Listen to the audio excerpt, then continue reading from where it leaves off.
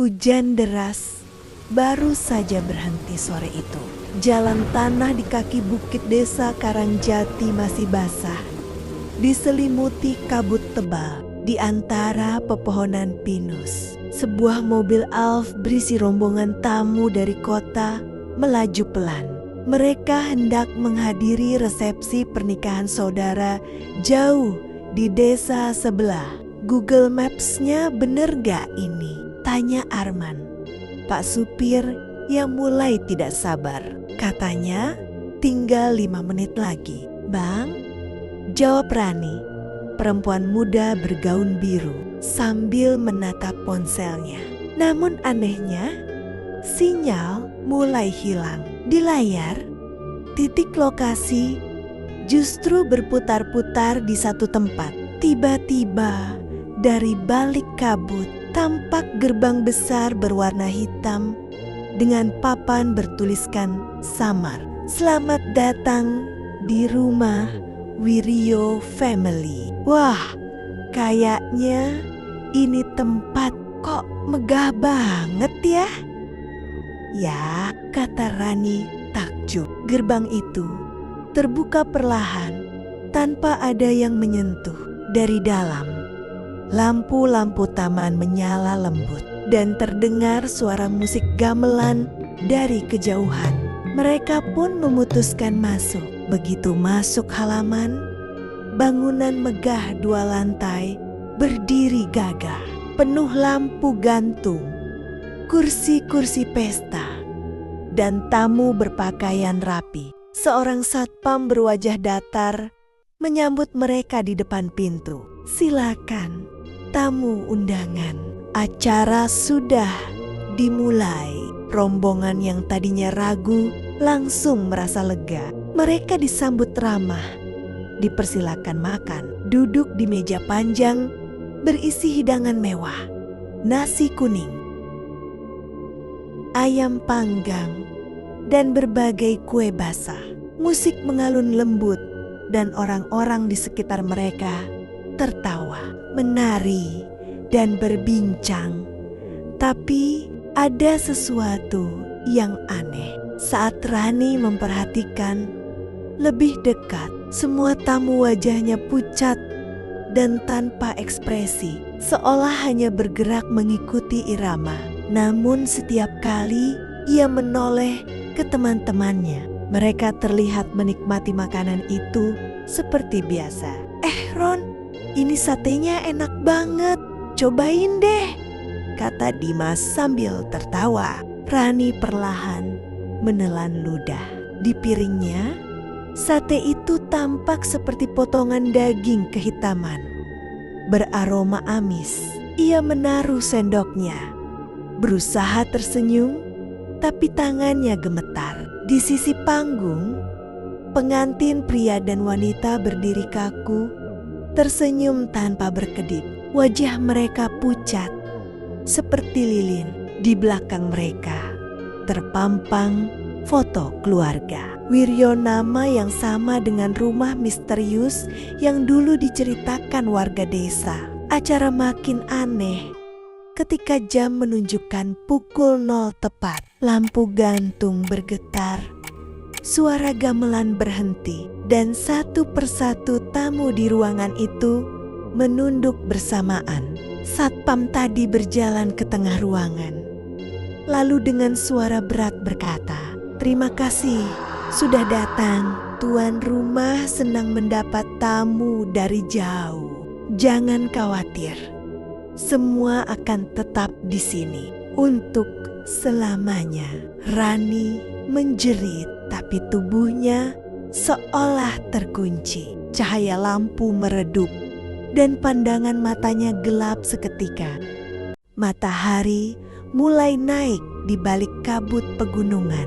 Udara dingin menusuk kulit ketika Rani perlahan membuka mata. Pandangannya kabur, kepala berat, dan pakaian pesta yang ia kenakan kini kotor penuh tanah dan daun. Di sekelilingnya, teman-temannya juga mulai siuman. Mereka tergeletak di lantai tanah sebuah rumah tua yang dindingnya penuh lumut dan cat terkelupas. Piring-piring pecah, berserakan di lantai, dan bau anyir bercampur tanah basah menyengat hidung. "Ron, kita di mana ini?" tanya Dimas pelan sambil menahan pusing. Rani memandangi sekeliling. Tak ada lampu gantung, tak ada meja pesta, hanya ruangan kosong dengan jendela pecah.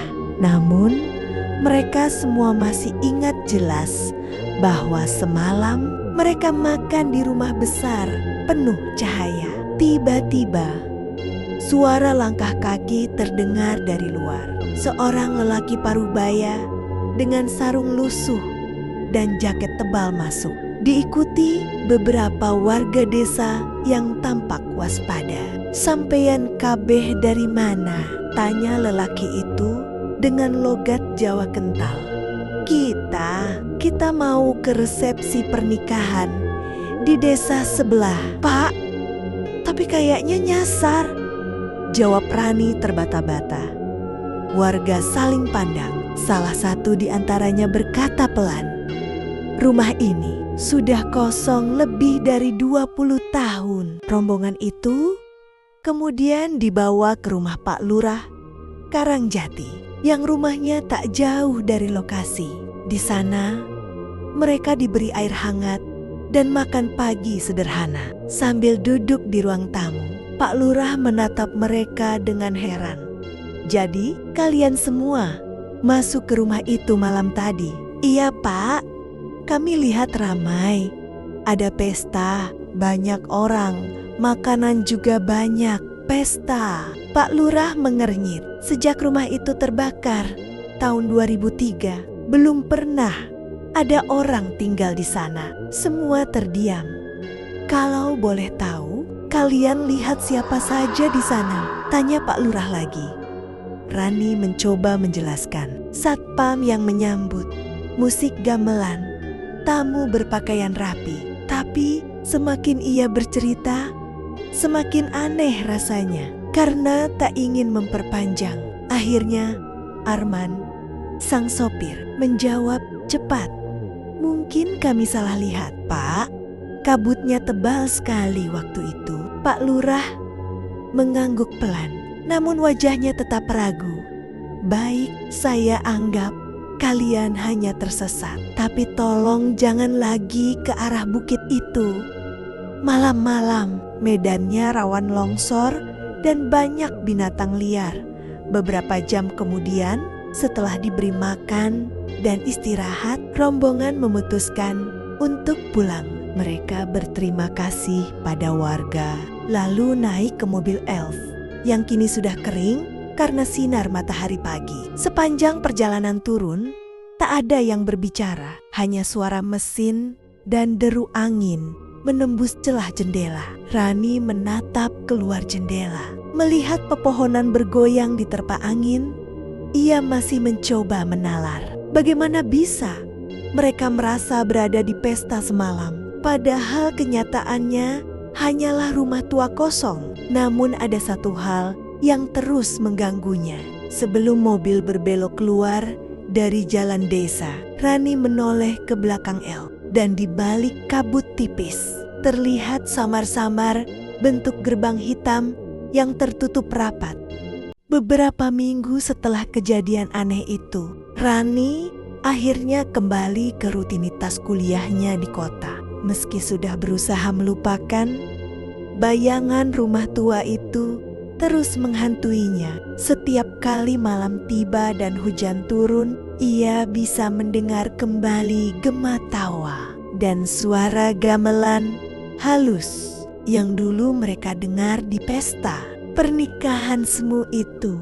Suatu sore di kampus, Rani bercerita kepada teman-temannya di kantin. Dengan wajah serius dan nada bergetar, ia menceritakan bagaimana mereka makan dan minum di rumah megah yang ternyata hanya bangunan reot. Keesokan paginya, semua teman yang mendengarnya terdiam. Sebagian tak percaya, sebagian lagi justru penasaran. Namun Di antara mereka, ada satu orang yang tertawa kecil. Doni, teman sekelas Rani yang terkenal skeptis dan keras kepala. Ron, kamu itu kebanyakan nonton film horor. Mana ada rumah bisa berubah begitu, katanya sambil tersenyum sinis. Rani menatap Doni dalam-dalam. Aku serius, Don. Kamu gak ngerti. Itu bukan hal yang bisa dijelaskan. Doni hanya mengangkat bahu. Ya udah, biar aku buktiin. Aku bakal kesana akhir pekan ini. Rani langsung panik. Jangan, Don. Aku mohon. Itu tempat bukan sembarangan. Banyak yang gak balik setelah kesana. Tapi Doni tetap bersikeras. Ia bahkan mencari tahu lewat Google Maps, mencoba menandai lokasi yang kira-kira cocok dengan cerita Rani. Malam itu, Doni mengirim pesan ke grup mereka. Besok sore, gue berangkat ke desa itu. Kalian mau ikut? Tidak ada yang menjawab. Keesokan sore, Doni benar-benar berangkat sendirian dengan motor. Langit mendung sejak awal perjalanan. Di sepanjang jalan, kabut turun lebih cepat dari biasanya. Di perbatasan desa, ia melihat papan kayu tua bertuliskan Samar, Desa Karangjati, 2 kilometer. Sesampainya di sana, Doni mulai merasa ada yang aneh. Jalanan desa sepi, tak ada satupun orang lewat. Namun di kejauhan, samar-samar ia melihat siluet bangunan besar berdiri di balik pepohonan. Tampak megah dengan atap tinggi dan lampu gantung yang berkilau di teras depan. Ini pasti rumah yang Rani ceritain, gumamnya sambil tersenyum menantang. Begitu Doni melangkah masuk ke halaman, udara mendadak dingin. Aroma bunga melati tercium kuat dan terdengar suara gamelan sapsep dari dalam rumah. Ia melangkah pelan menuju pintu besar yang sedikit terbuka. Permisi, suaranya menggema di ruangan megah itu. Di dalam, tampak beberapa orang berpakaian rapi, seperti tamu undangan. Mereka tertawa pelan, berbicara dengan nada halus, tapi tak ada yang menatap Doni. Doni mendekati meja penuh makanan, nasi, ayam, kue. Semuanya terlihat segar dan menggoda. Saat ia hendak menyentuhnya, salah satu tamu menoleh.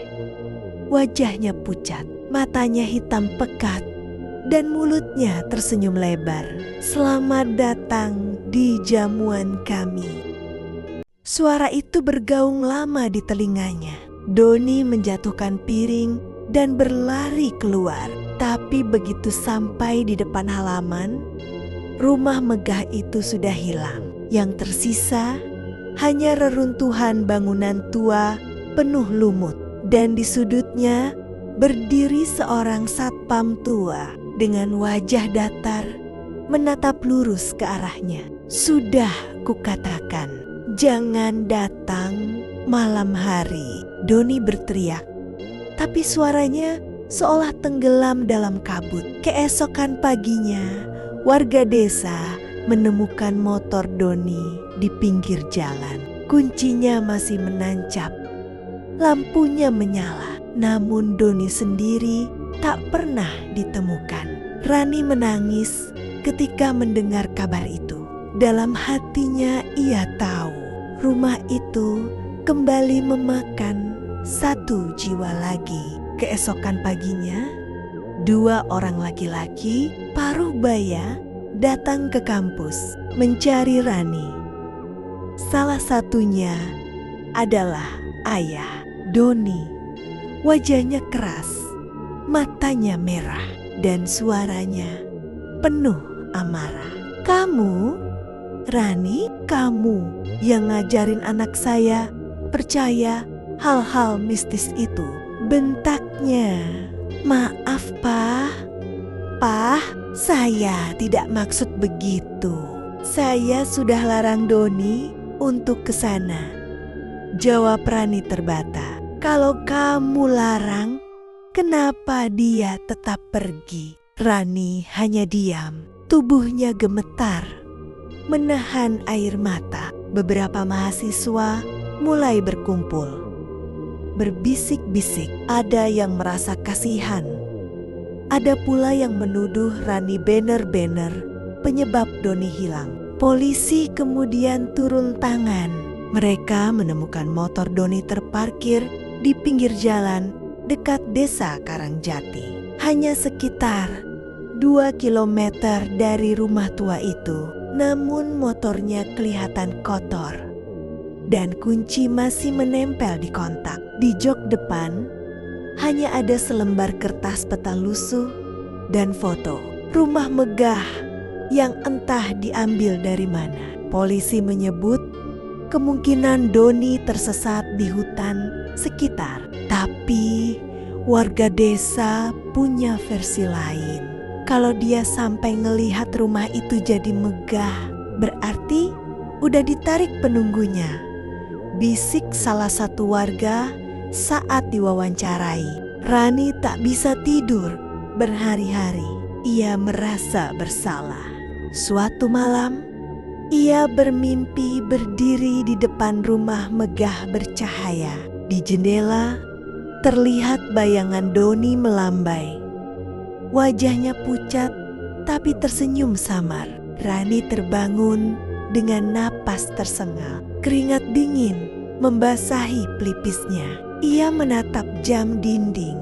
Jam 2:13. Dini hari. Dari arah jendela kosnya, samar-samar terdengar suara peluit. Seperti bunyi satpam yang sering terdengar di depan rumah tua itu.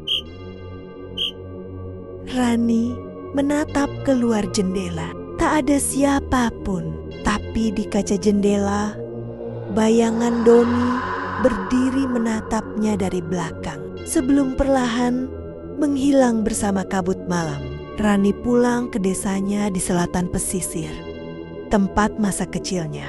Di sana, ia menemui Kiai Suro, seorang ulama sepuh yang dikenal bijak sekaligus paham hal-hal gaib. "Kiai, saya ingin mencari teman saya. Dia hilang setelah pergi ke rumah tua itu," ucap Rani dengan nada gemetar. "Rumah itu bukan tempat untuk manusia biasa," jawab Kiai Suro pelan.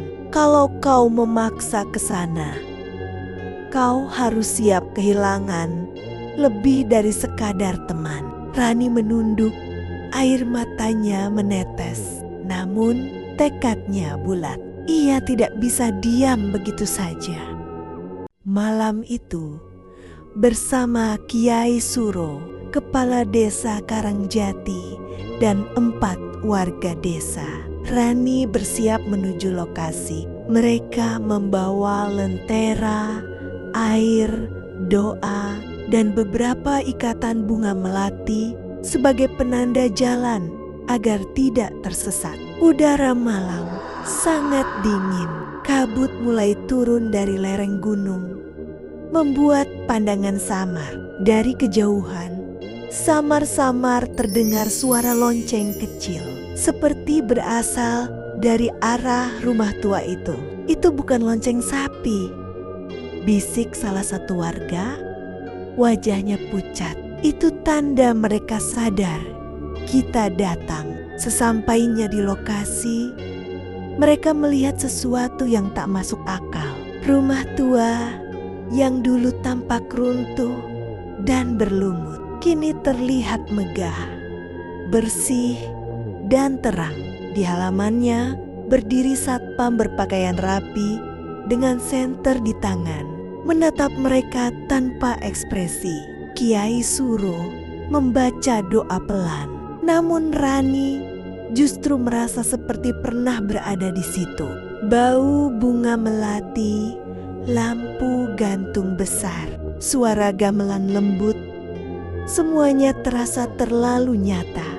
"Jangan percaya pada apa yang kalian lihat," ucap Kiai Suro tegas. "Semua ini cuma tirai. Dunia mereka menipu pandangan manusia." Mereka melangkah masuk. Lantai rumah bersih berkilau, seperti baru dipel. Tapi setiap langkah kaki mereka menghasilkan gema panjang. Di salah satu sudut ruangan, Rani melihat meja makan besar penuh hidangan. Dan di ujung meja, duduk seseorang berpunggung tegak, mirip Doni. "Doni," panggil Rani pelan. Sosok itu menoleh perlahan. Wajahnya pucat, matanya kosong, bibirnya tersenyum samar. Namun di bawah meja, Kiai Suro melihat kaki Doni tidak menapak tanah, menggantung seperti bayangan di air. "Itu bukan dia," ucap Kiai Suro lirih, menarik Rani mundur. Tiba-tiba semua lampu padam, gamelan berhenti, hening. Dari arah dapur terdengar suara perempuan menangis, diikuti aroma busuk menyengat. Salah satu warga menyalakan senter dan terlihat di tembok dapur ada lukisan wajah manusia menjerit, seolah terperangkap di dalamnya. Rani mulai gemetar hebat. "Kiai, saya takut. Kita harus keluar sekarang," jawab Kiai Suro sambil memercikan air doa ke arah lukisan itu. Dinding rumah mulai retak, dan dari retakan itu keluar asap hitam pekat yang berputar seperti pusaran kabut. Kiai Suro menggenggam tasbihnya erat, membaca doa keras-keras. Kepala desa dan warga membantu menarik Rani yang hampir pingsan. Dari dalam pusaran asap itu, tangan pucat Doni meraih pergelangan tangan Rani. "Rani, tolong aku." Suaranya lirih dan serak. Rani hampir terseret masuk, tapi Kiai Suro menaburkan garam doa dan memotong genggaman itu. Tangan itu lenyap dalam cahaya putih menyilaukan, dan seketika mereka semua terlempar keluar rumah ke tanah basah di depan bangunan tua yang kini tampak lapuk kembali seperti semula. Ketika fajar menyingsing, Rani duduk lemas di tanah. Rumah itu kini hanyalah reruntuhan tua dengan atap roboh dan dinding penuh lumut. Kiai Suro menatapnya dalam-dalam.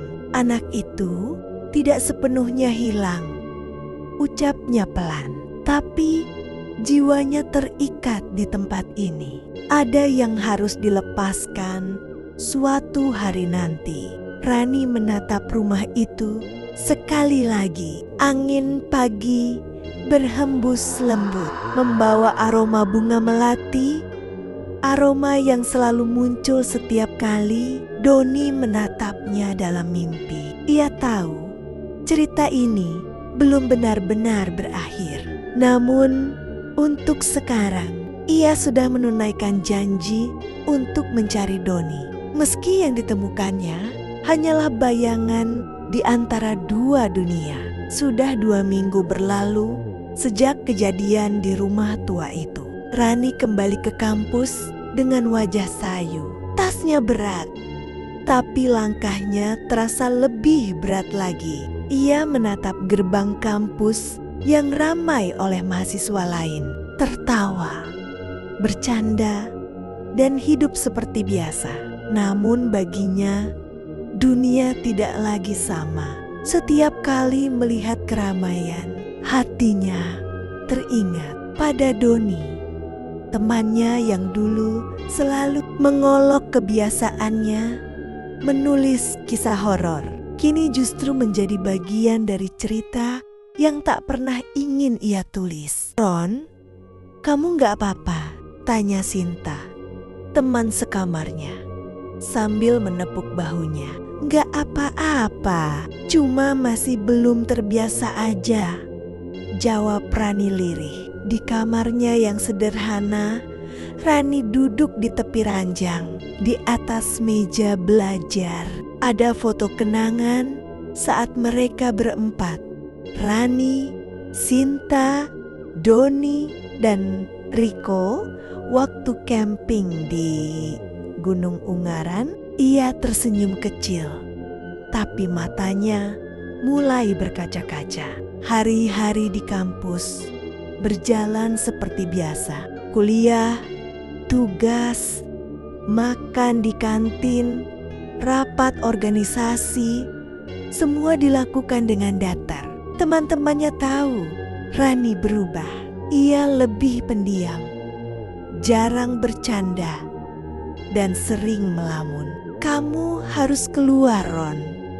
Jangan dikurung terus di kamar, nanti malah makin drop," kata Sinta suatu sore. "Aku cuma belum siap ketemu banyak orang," jawab Rani sambil menatap secangkir teh di tangannya. Di luar, hujan turun perlahan. Rani menatap air menetes dari atap kos. Dalam gemericik air itu, ia merasa seperti mendengar tawa Doni.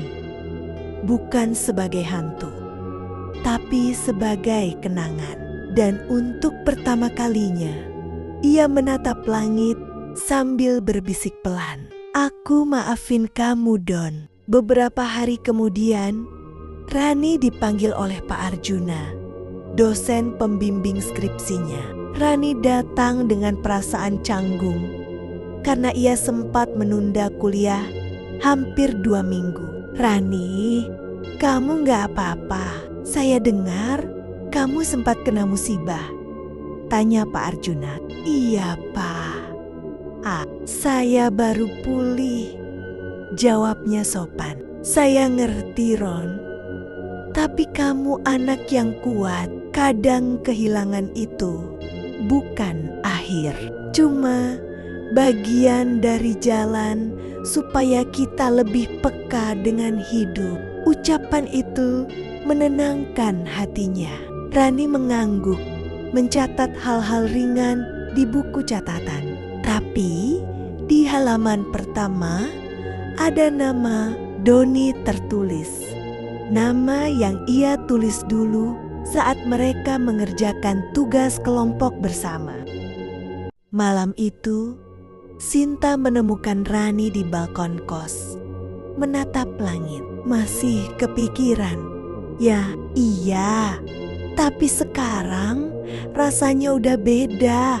Aku udah bisa ikhlas." Rani tersenyum kecil. Ia menatap bintang, lalu berkata lirih, "Kamu tahu, Sin, waktu terakhir di sana, aku lihat wajah Doni bukan menakutkan, tapi kayak mintaku tenang. Aku pikir dia nggak mau aku terus sedih." Sinta menatapnya, lalu duduk di sebelah. "Kamu udah cukup berjuang, Ron. Sekarang waktunya kamu lanjut hidup." Mereka diam beberapa saat. Hanya suara jangkrik yang terdengar. Angin malam bertiup lembut, membawa aroma hujan yang baru berhenti. Untuk pertama kalinya setelah sekian lama, Rani tersenyum tanpa rasa takut. Beberapa minggu kemudian, Rani mulai aktif lagi di kampus. Ia ikut kegiatan sosial, membantu panitia acara, dan bahkan mulai menulis lagi. Bukan kisah mistis, tapi kisah nyata tentang kehilangan dan keberanian. Tulisan itu ia beri judul "Bayangan dari Rumah Itu." Banyak teman yang membaca dan terharu. Mereka tak tahu bahwa kisah itu bukan fiksi sepenuhnya. Sore itu, sebelum pulang dari kampus, Sinta menepuk pundaknya. "Ron, aku bangga sama kamu. Akhirnya kamu bisa berdamai dengan semuanya. Ya, mungkin nggak semua hal bisa dilupakan, tapi yang penting kita bisa tetap berjalan. Mereka berjalan pulang bersama, menyusuri jalan kampus yang diterpa cahaya senja.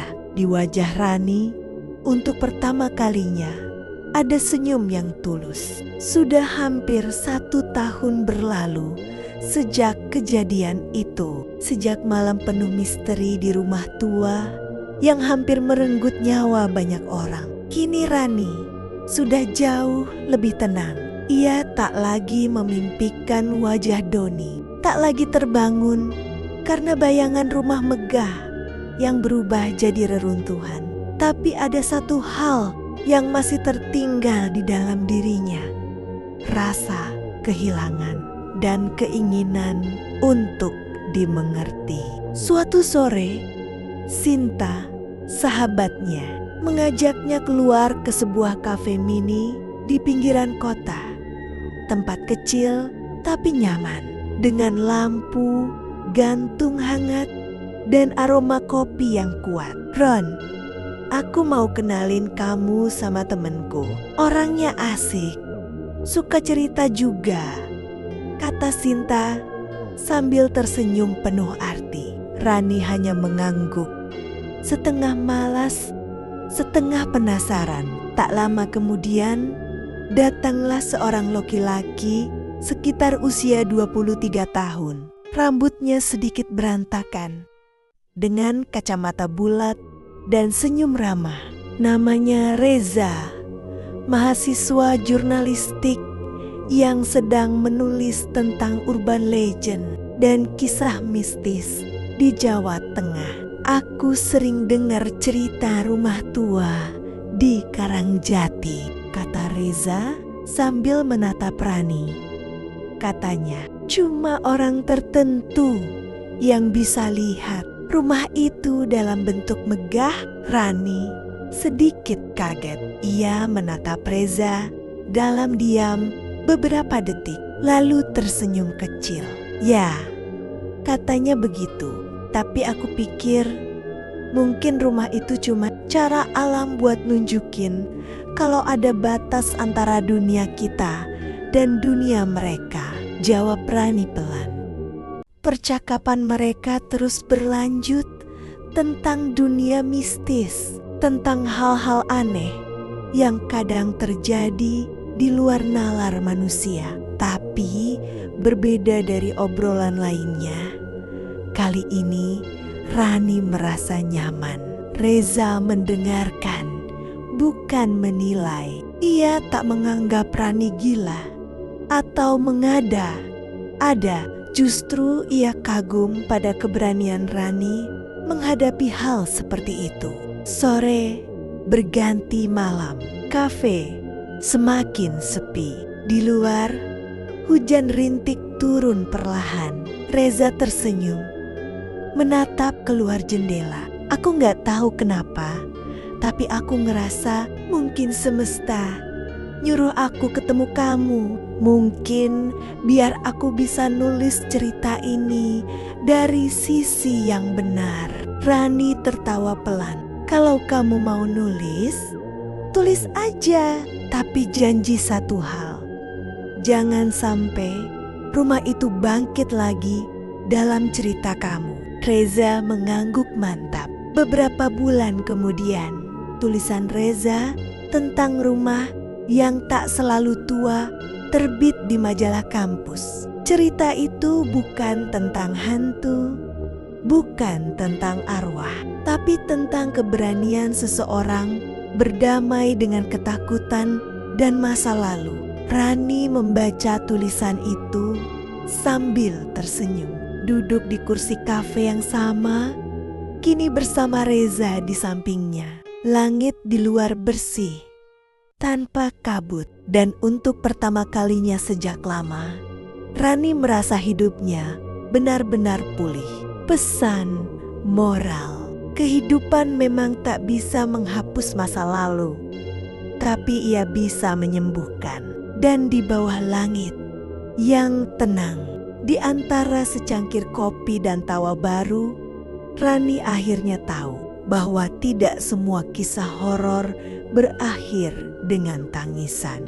Beberapa justru berakhir dengan cinta.